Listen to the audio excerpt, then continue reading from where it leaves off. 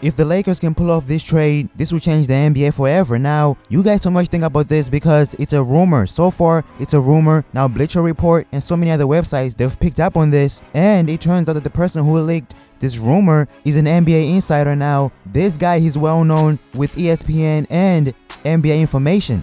He never lies. Now, I don't know how to say his name. Most of you guys might know how to say his name. I don't know how to say his name and I won't even try, but according to him, the Lakers, they're ready to make a move to acquire LeBron James, Paul George, and DeMarcus Cousins once they hit the open market. Now, of course, Paul George and DeMarcus Cousins, they can be traded anytime soon before the trade deadline in February. So everybody thinks that Paul George is going to be traded by the Thunder if they feel as if he won't re-sign with them. But like I said before, the Thunder, they've won a lot of games. I think they've won 5 straight. So I don't see Paul George leaving.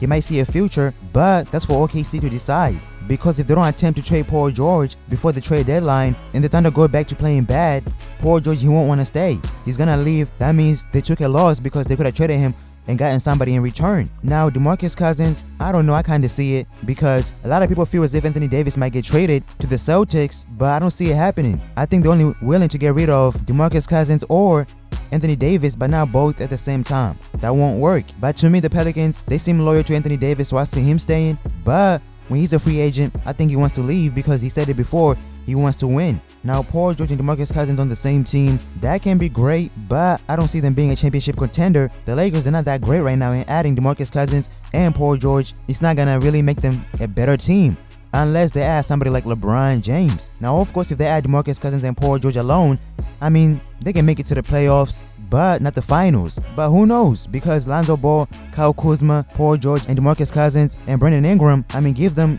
2 to 3 years, I mean, they might be a championship contender. It all depends on how the young Lakers develop. Because right now, Kyle Kuzma, he's playing great. Brandon Ingram, he's playing great. Lonzo Ball, he's shown sparks of greatness, but so far, he's on and off. He might drop 30 points a game, and then he might go back to dropping 6. So Lonzo, we gotta be patient and wait to see how he develops. But so far, Paul George, he's not a long stretch because Paul George said that he wanted to be on the Lakers. When he requested a trade from the Pacers, he said he wanted to get traded to the Lakers, but in the end, they weren't too happy. They didn't want to give him his request because he had requested a trade. So they were like, you know what, we're sending you to OKC. Now, right now, OKC, they're playing great, but OKC has to decide. Either trade Paul George now and get something in return, or risk him leaving for the Lakers or the Warriors or the Cavs, and they won't get nothing in return. If the Lakers can somehow get DeMarcus Cousins and Paul George, I can definitely see LeBron James joining.